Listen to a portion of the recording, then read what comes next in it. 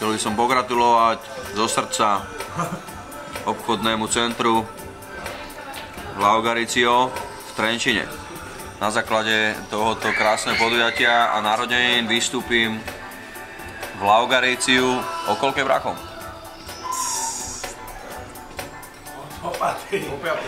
Dobre, o 5. tam vystúpim, budem sa tam motať minimálne.